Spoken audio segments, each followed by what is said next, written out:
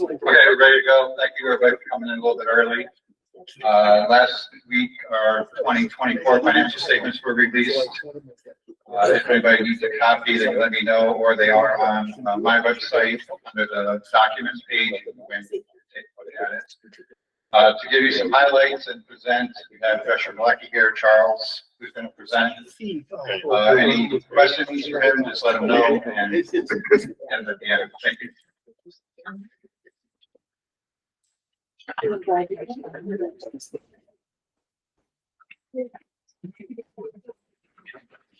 Okay, thank you. Again, my name is Charles Trottier. I'm with Treasurer Malecki. We are out of Buffalo, New York.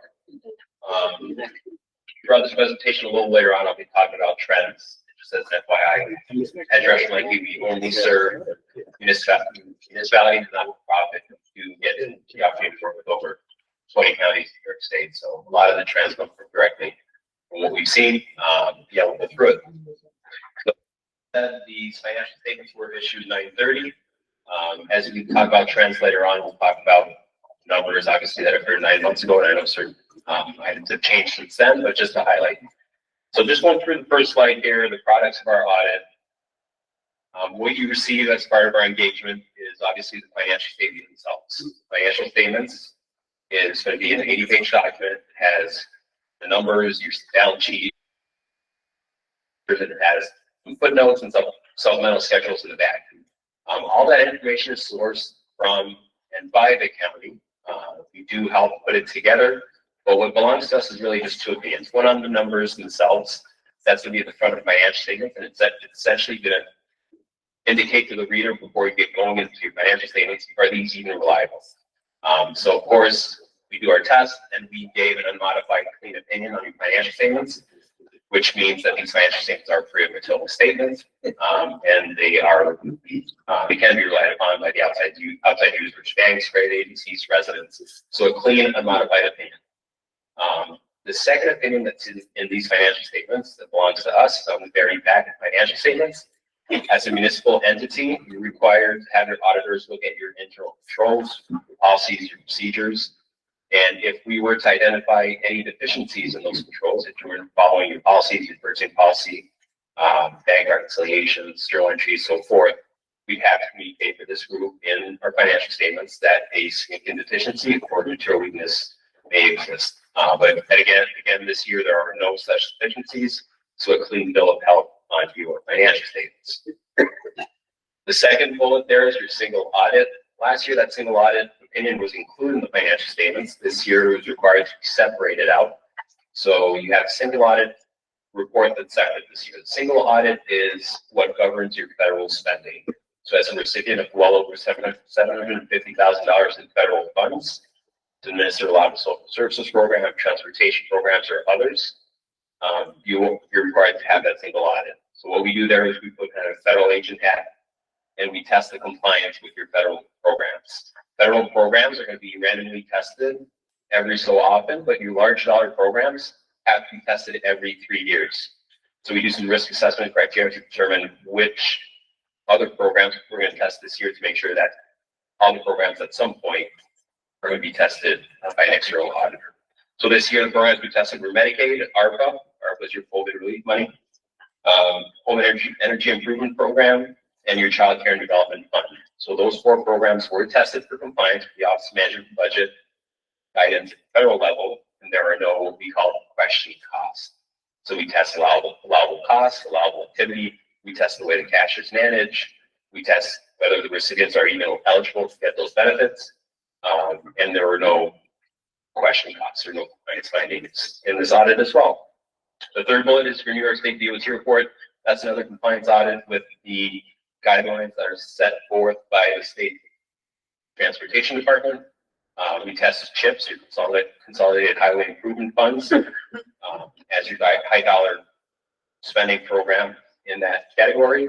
And again, a clean bill of health there. The fourth bullet is an auditor communications letter. I'll go through that on the next slide. And the fifth bullet is the management letter. Including the management letter this year is a kind of the reminder of what we've been issuing over the last year or two on the solid waste deficit, with solid waste fund deficit, which I understand is being moved to special revenue fund moving forward. So just continuing to highlight the trend of the last few years. That management letter comment should be removed next year with the change to a special revenue fund. So going through the next slide, those required documentation, those required communications that I have to have with your group overseeing the audit. First one is what our responsibility is, and our responsibility obviously is to provide that independent third-party audit opinion. When we provide that opinion, we use what we call reasonable assurance as opposed to absolute assurance. So when we look at your controls, we assess risk, we assess thresholds, and based on those risks and thresholds, we're able to pick samples of account balances. We pick samples that we believe are representative of the overall population. So we're not here to test every transaction, that'd be your absolute assurance. But we believe that based on our risk assessment, our thresholds, that are reasonable assurance, that our opinion is fair and accurate, provide you with an unmodified opinion. Another thing I'd like to discuss there's a misconception that your external auditors are here to find fraud. It's not our responsibility to find fraud, so just as disclosure, but we do have tests that are designed to find fraud and fraud where it exists at a significant level, whether it be journal entry testing where we test credits to cash, whether it be reviewing for miscellaneous revenue accounts that are being used. We do all those tests. We also talk across departments to individuals if they have been suspicious of any fraud throughout our audit, and we didn't identify any of that. Significant accounting policies. These financial statements are going to look very similar to last year. I have to disclose new policies this year. There's one, the Governmental Accounting Standards Board, the oversight body that issues how these financials should look. They issue new pronouncements this year that affects the way your compensated absences need to be evaluated.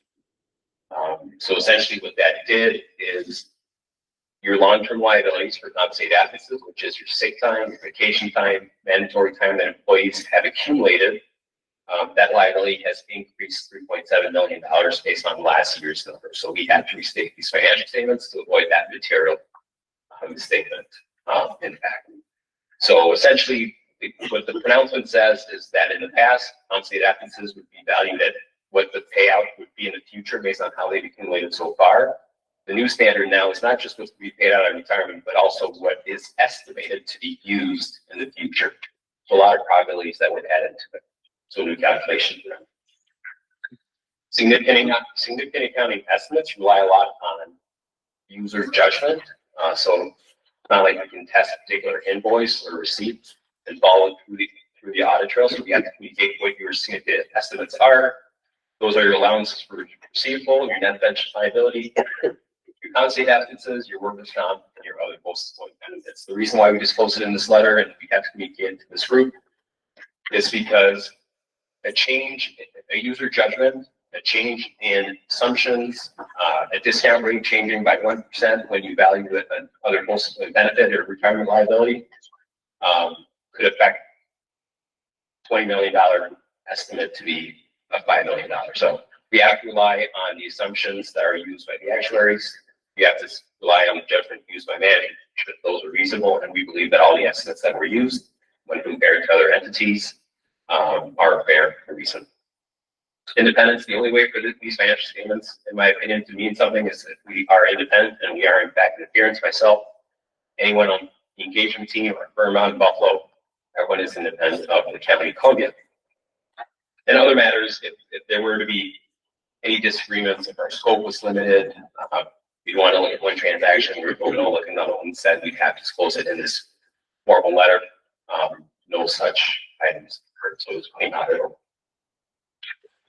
Going through some numbers here. The first graph we look at here looks at your expenditures by function. It's your spending over the last 5 years. I apologize if it's small on the screen. We have a physical copy, but I'm happy to give you additional insight afterwards. But when we look at expenditures by function, the very first one at the top is your economic assistance and opportunity. That's your spending for mostly social services. You can see that has increased since 2020. A lot of that came in with new state and federal funds to continue to apply those services. So that increased $3.8 million from the prior year. That particular line has grown consistent with the state and federal revenues over the last few years, in the last 10 plus 20 years. What we've noticed this year across all counties is that trend in expenditures for social services program has far exceeded the state and federal aid that's coming in. And that's really something to keep an eye on going into the future, especially with the unknowns at the state and federal level and continuing to fund these services. So what we like to see is that this trend in expenditures for economic assistance grows at a rate that grows with the state and federal aid. So certainly one to keep an eye on. The second line is your general government support. That has increased since 2020. But the sole reason there is that general government support is where local distribution of sales tax is going. So sales tax has grown dramatically since the pandemic, as we'll talk on the revenues on the next slide. So if your sales tax is growing, your local distribution is going to grow as well. And that's where this purple line is from. Your third line is your employee benefits that grew by $2.6 million this year to about $23.5 million. Employee benefits, a similar trend that we're seeing all over our counties in New York State. State retirement and health insurance. Both of those are the reason why that increased. State retirement at a time where the rates are doing good in the market. We always expect contribution rates to decrease every year. That's not the case. Contribution rates continue to increase. There's a reason why New York State advertised itself as being the best pension plan in the country, which arguably it is.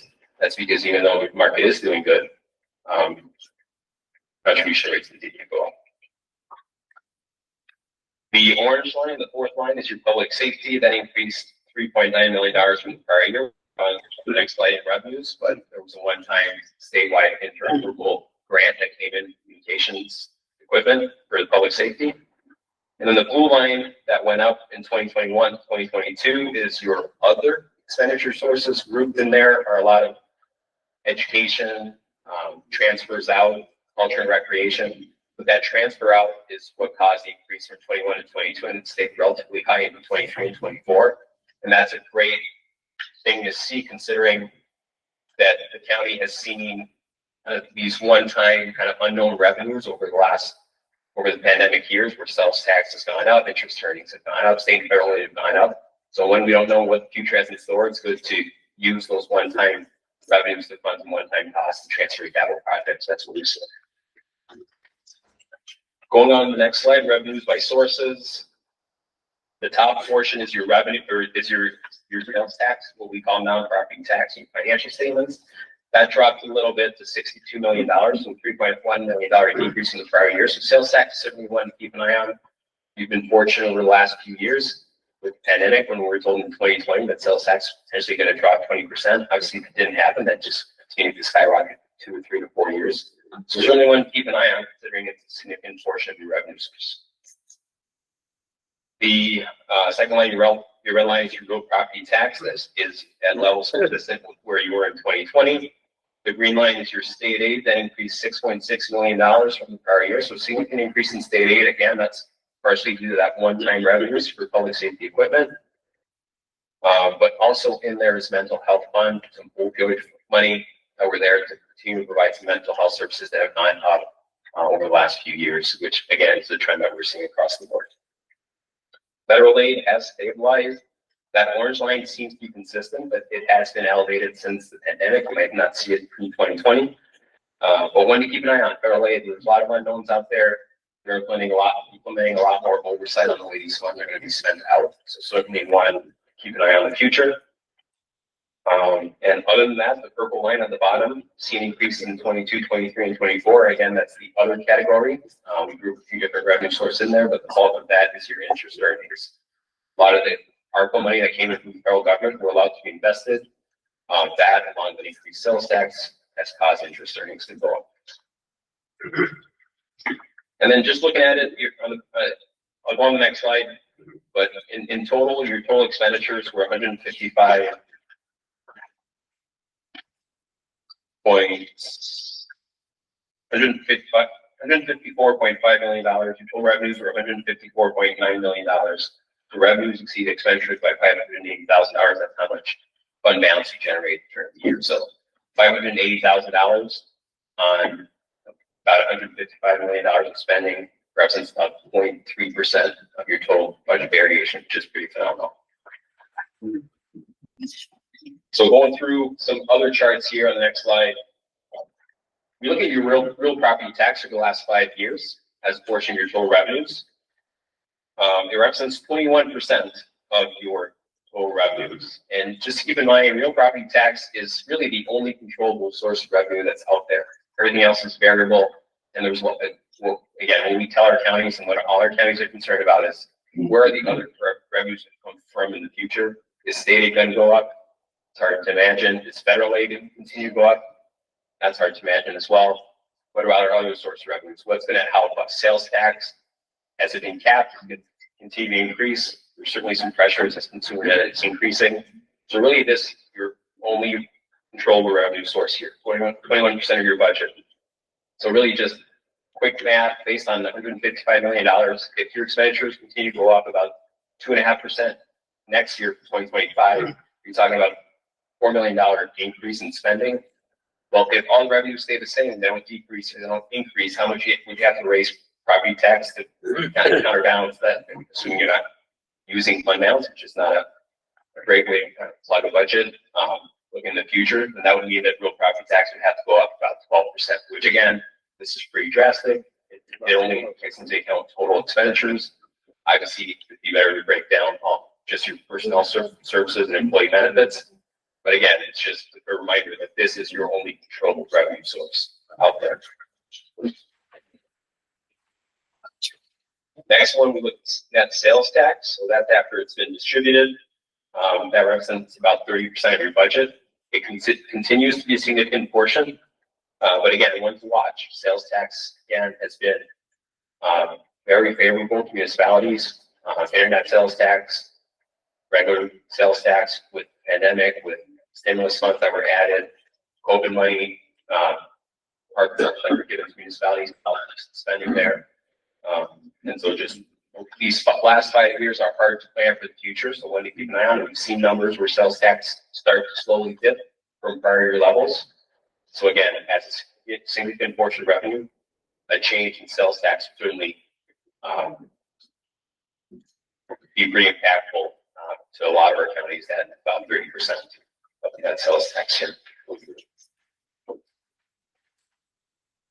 Then again, fund balance percentages. There's never a right percentage. A lot of people ask us as auditors what's the right percentage to maintain as unassigned fund balance. This really looks at your fund balance policy, like where you strive to maintain 20% of unassigned fund balance as a percentage of your spending. If you fall over 20%, you're going to take the steps to either appropriate fund balance, spend it towards one-time costs. And that's what we're seeing in this chart. We're seeing that policy work. In 2022, you're at 21.6, and then monies were appropriated in the budget. In 2022, you were still a little over at 22%. You appropriate a little bit more in the budget. You spent the one-time capital projects and other costs, and now you're back down to below 20% at 18.4. 18.4 represents about 2 months of spending, and that's the best practice that's out there by Government Finance Officers Association. Recommends 2 months. So you're right where best practice. But again, there's no right or wrong answer. It's based on what this board decides is the appropriate level. What we like to say is not often about percentage, but more about the dollar amount on hand. In the event of emergency, how much you want to have available without having to go out and shoot debt to borrow some of that money. So if you were looking at best practice by Government Finance, you're right where they call it for. So total fund balance here at the end of 2024, you were at $49.1 million. Again, that's about $600,000 increase from last year. When we break it down, we break it down into categories: assigned and restricted and non-spendable fund balance. That's $20.7 million. And then you have your unassigned fund balance that is included in the formula in the previous slide. That's $28.6 million, including your reserves for that top portion there. 3.4 of that is non-spendable. It's tied to either prepaid expenses, contract monies, invoice that have been paid for services rendered, and also a loan, what we consider a long-term interfund loan with the solid waste fund. If it's not expected to be paid back within 2025 year, then we consider that to be a non-spendable fund balance item. Also included there is $6.4 million that's restricted for tax stabilization and opioid money. And then $10.9 million is assigned, 4.8 is assigned in the 2025 budget as appropriate fund balance. 1.7 is tied to encumbrances, outstanding purchase orders out there. And then you have $3.7 million that's been signed, committed in the ARPA fund. So and when we went back to the revenue slide, your federal aid, I think just to see that line kind of smooth throughout is something that's been good to see, that you're smoothing out your ARPA funds that you've received over the last few years. What we've seen in other counties is that the 2023 year might have maximized all the revenue loss from the ARPA funds. But in this case, Columbia County kind of smoothed out about $3.5 to $4 million every year. So you still have about $3.7 million left in revenue from the federal government, which is the same amount you recognized in 2024. This last chart here is on your solid waste fund and the operation there. Again, I think the solid waste fund, as it currently stands, financial statement is a business activity. It includes long-term items like your capital assets and long-term liabilities that are out there and employee benefits. When you switch it to a special revenue fund, when you evaluate it similar to general fund based on fund balance, you remove those long-term items.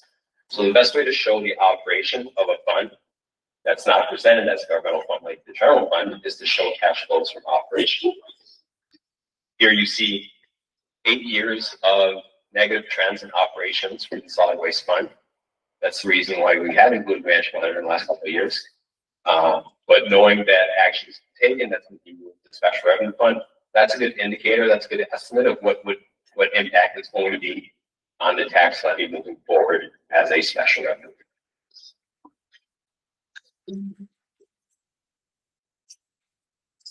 Yes. Before we leave that, is there an explanation for the difference between 23 and 24? Because one's almost half the other. Was there some special event or? I would have to detail you. Usually solid waste fund, when you negotiate those contracts every 2 or 3 years, you might have one outlier. But I do not have the detail from it. Thank you. Yes. Going back to the real property tax and proportion of general fund total revenue, it seems like 2020 at 27%, now we're down to 21%. I mean, is there a trend that's starting there that's not right, or are we in line with other counties with those numbers? Yes. And I agreed over that one. I probably should talk longer. I wanted to stay within my time here, but that's what we want to see, and that's what we have seen. Essentially, 2020 hit, pandemic hit, new revenue sources became available that no one anticipated. We budgeted for 2021, assuming sales tax was going to drop. We budgeted for 2021, expecting state aid to drop. We were told the CHIPS was going to be withheld.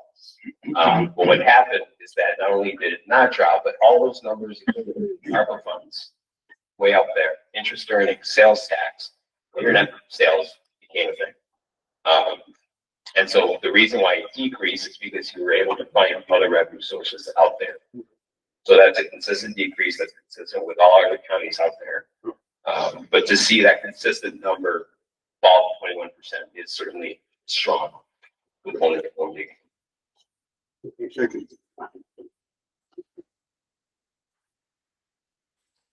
That's it. Any other questions? My information is on there. I'm going to follow up. I have another presentation that kind of includes those charts, but compares you with other counties out there. I'll send it to Jim. If you're interested in this group, either reach out to me or reach out to Jim. But some that we started looking, we do have access to all this open code data for all counties. And we're able to put some of these charts together so you can compare to what other peers are doing. Thank you. Appreciate it. PJ, you say a few.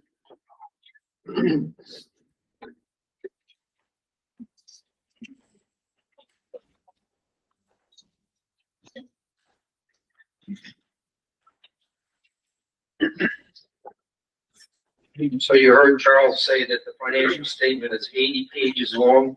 My job here tonight is to go through it line by line by line. We'll put that up on the board. No, seriously, just a couple of comments. One of the things that I want you to understand is that what he said, that if we do nothing moving forward, our cost of doing business is going to raise about $4 million next year. And so the challenge we have is how do we raise enough revenue to accomplish that?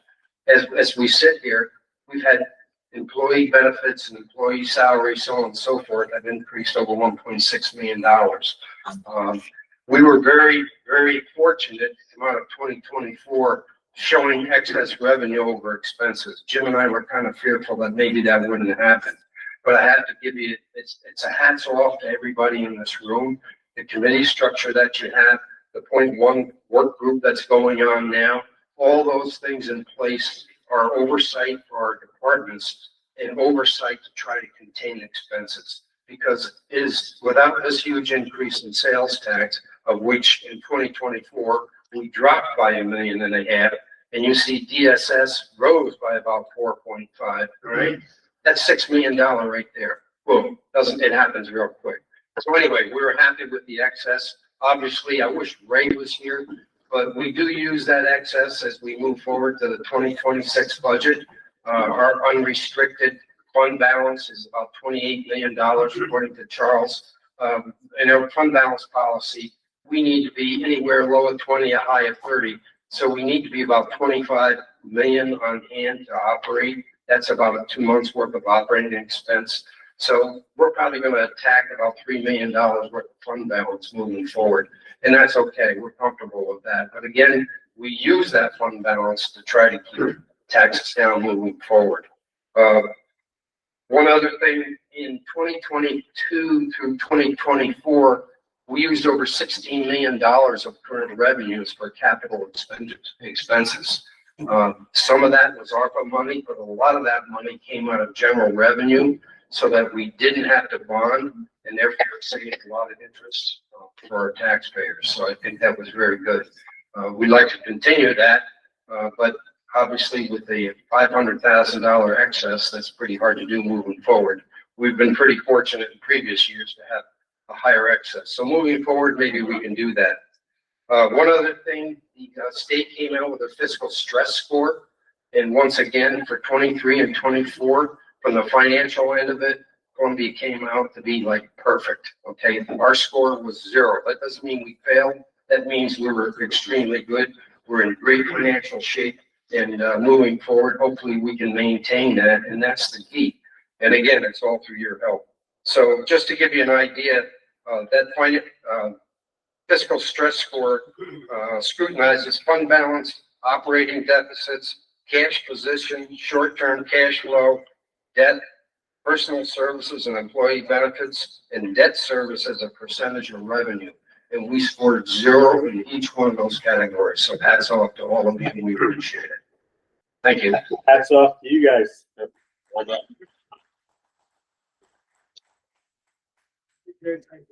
Thank you. I believe we have some. Thank you, Jim. Thank you. Phil Benner, are you here? Hey, Bill. Ron. Hey, folks. I was told I had 10 minutes maximum. That much time cut down. I probably have. That was 15 minutes ago. Bill Benner, the county historian. He is my assistant, Henry, who's 7 years old out there. We came in and we found the committee room. And in that committee room, there was some shrimp and there was some cheese and there was some crackers. And I attacked the shrimp and he had the cheese and crackers. So thank you for that extra couple minutes. I got to feed him. So I've been talking to you folks for years about the fact that the 250th anniversary is coming up. In the first few years, I think everybody got tired of me talking. Kippy Wygott used to just roll his eyes when I would show up. But now it's upon us. It is showtime, ladies and gentlemen, because in less than 90 days will be 2026, which is the 250th anniversary of the birth of America. And we are planning things, and we will continue to plan things. And as usual with any event like this, things are starting to finally gel and come together. We have an active committee, and it has been expanding. And there's anything about a committee, it kind of ebbs and flows. It becomes exciting, and then it stops, and then you have to reactivate it. I'm here tonight to talk to you about two things. The first event that we have, Henry, come here. First event we have is January 9th and 10th of 2026, which coincides with the 250th anniversary of Colonel Knox, later General Knox of Fort Knox, who, starting in late 1775, went to Fort Ticonderoga. Supervisor from Hillsdale knows this all too well. Left Fort Ticonderoga with 50-some pieces of artillery by oxen cart, dragged them south to Albany, crossed the Hudson River at Rensselaer in the middle of the winter. It was late December. Came through Rensselaer County, entered Kinderhook sometime in the first 10 days of January 1776, before the Declaration of Independence. Even before when Canaan declared its independence. Just a few days. Just a few days. Crossed into Kinderhook, then went to Ghent, then went to Hillsdale. Erroneously, for many years, it was thought he went to Cloverwick. Unfortunately, he did not. And thereupon he entered Great Barrington and went across the Berkshires in the middle of January, February, and arrived at Boston in March of 1776, where the British had held Boston. All their ships were sitting in the harbor, and he literally did this without anybody figuring it out, and brought these cannon up on the heights overlooking the British harbor, the Boston harbor, and the 50-some pieces of artillery. And the short Reader's Digest condensed version is the British woke up and realized that their guns could not be elevated sufficiently to fire at what had been constructed on the heights. They evacuated Boston and went to Nova Scotia. It was like the first big victory. It actually was a victory that happened before July 4th, 1776. And if you ever watch the show Franklin, that the series that Michael Douglas was in, they talk about it a little, because by the time that word reached Europe, some people had started to, weren't really taking America's independence movement seriously. But that kind of made people sit up and say, wow, those guys did all that.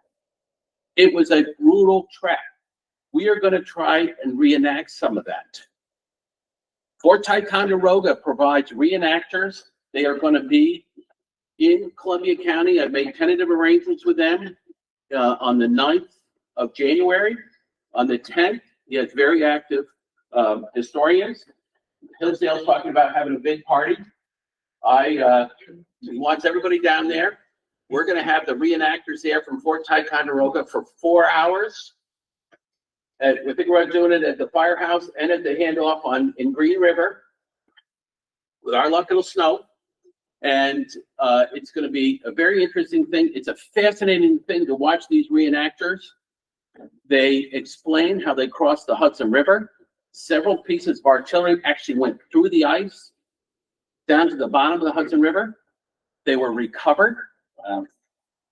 And I watched how they did it. I went to one of their reenactments 2 weeks ago in Pittsfield, and not to bore you, but they have a pair of oxen, a guy standing behind it with a hatchet, a long rope, like 50 or 60 feet long, to the sled.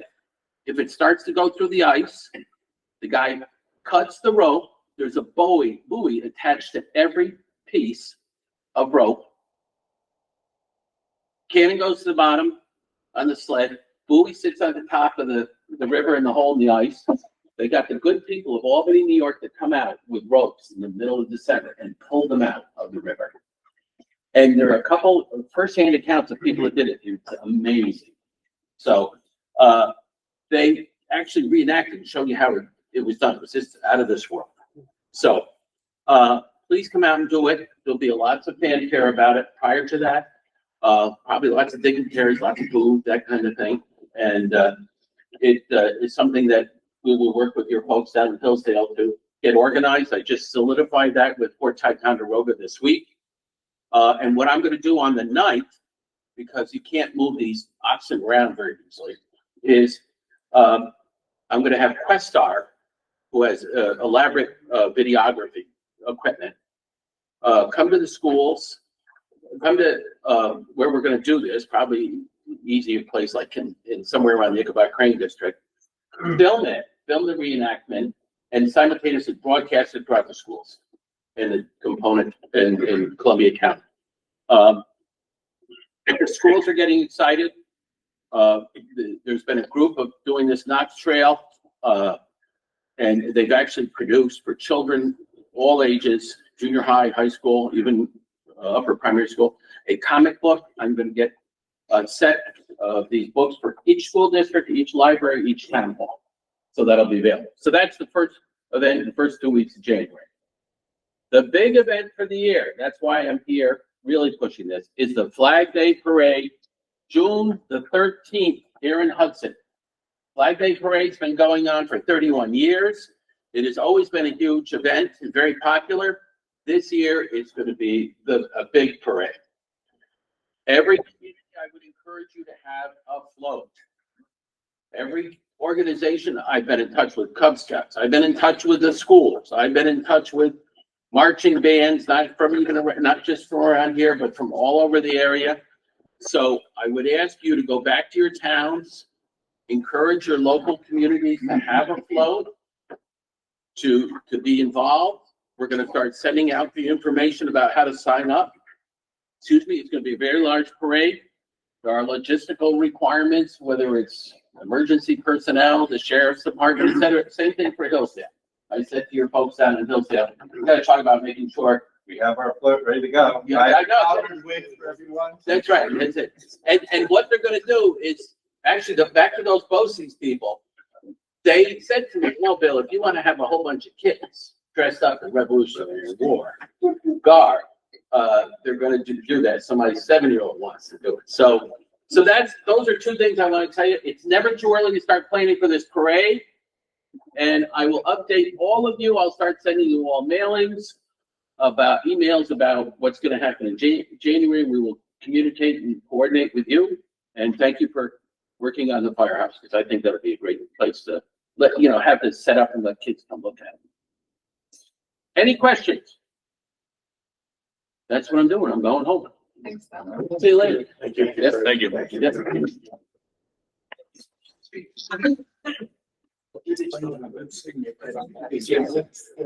All right, you ready to roll? Call the board meeting to order. Please rise. For silent prayer followed by the salute of the flag.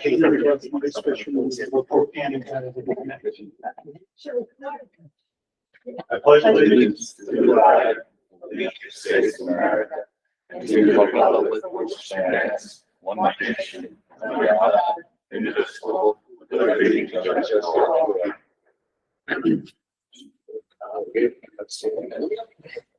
For Turkey. See the presentation.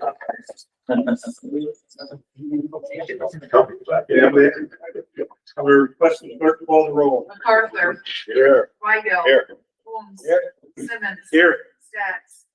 Adams. Here. Wolf. Here. Collins. Here. Riley. Here. Eldridge. Here. Helsley. Here.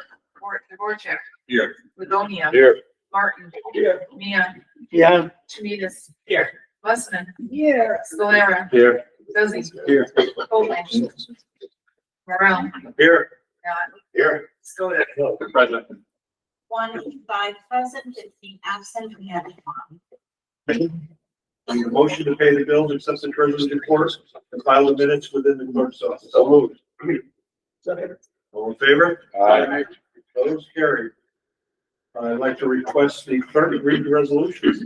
Resolution 301 of 2025 to 317 of 2025 by Supervisor MacArthur.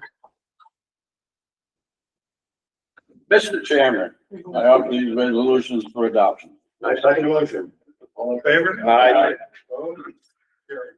Resolution 218 of 318 of 2025 to 336 of 2025, with a roll call needed on 335 by Supervisor Martin. Mr. Chairman, I offer these resolutions for adoption. Second motion. All in favor? Aye. Opposed? Carried. And we do a roll call. MacArthur. Yes. Weigel. Yes. Holmes. Yes. Simmons. Yes. Stats. Adams. Yes. Wolf, Yes. Collins. Yes. Riley, Yes. Aldridge, Yes. Helsley, Yes. Porter. Yeah. Livonia, Yes. Martin, Yes. Mia, Yes. Janutus, Yes. Mussman, Yes. Solera, Yes. Fuzzy, Yes. Bolton. Morel, Yes. not. Here, yes. We established. We did that. Stoda, Yes. 185 ayes, 15 nays, motion carries. Thank you. Do any supervisors have any business to bring to the board? Supervisor Knopf. I would just like to take a quick minute, and thank PJ and Jim, Ron Caponera before him, and Chairman yourself, on the budget work that, you just heard from our auditors and PJ. Matt, I know you'll remember the first year you and I were here, PJ was brand new. We had no fund balance here, and I think we went out and borrowed money to be able to pay the bills. PJ was losing his hair quickly, you know. So we've come a long ways, and, you know, I just think that it's commended. It's wonderful. One of my concerns in earlier years of doing the budget, was all the borrowing we were doing, and I kept wanting, I knew that we had normal expenditures, and we were borrowing every year for that. And we still have to do it. Borrowing is still a necessary evil. But, you know, we have gotten to a point, as PJ mentioned, that in the last few years, you know, we have been able to do some capital projects with real money on hand. And that is a huge step in the right direction for all of us. So thank you, everybody that's been involved, and we're moving in the right direction. Thank you, Supervisor. Supervisor Eldridge. Greenfield Rescue Squad got quite a very nice award there. Congratulations. State, Agency of the Year in New York State, that's great. Yeah. So hopefully maybe next month we can do a proclamation. They'll get the award at their state, meeting. So maybe after that, we can do a proclamation for them. As I said, Aiden, a little thing, and I'm going over in the morning to retour the squad. Congratulations, nice job. Thank you. Thank you, Supervisor. Any other supervisors? Supervisor Chanitas.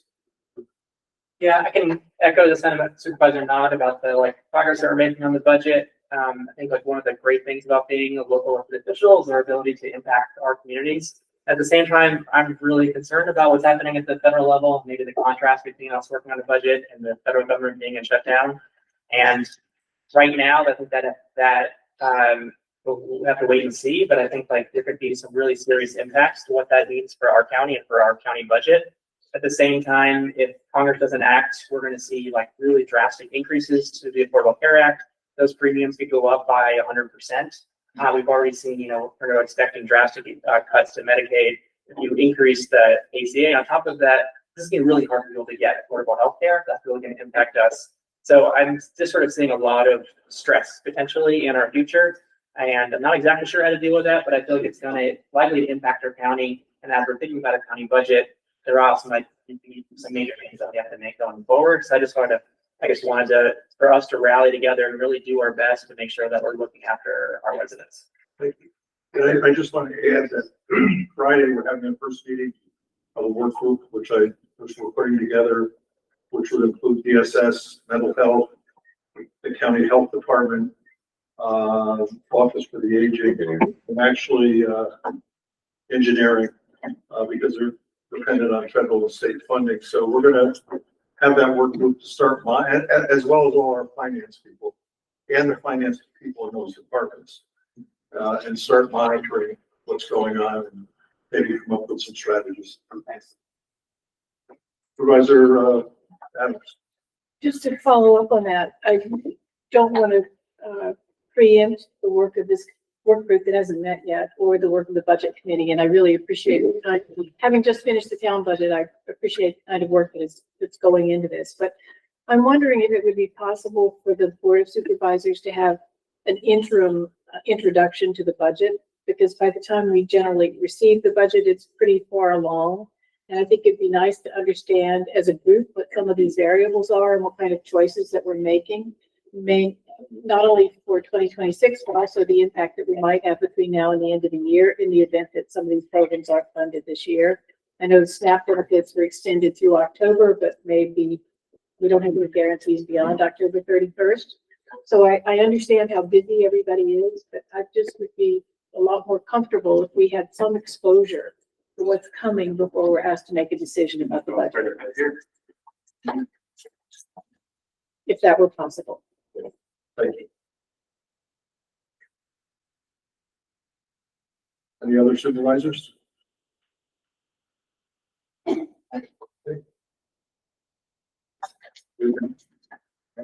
We'll entertain a motion to adjourn. No move. Second. All in favor? Aye. Carries.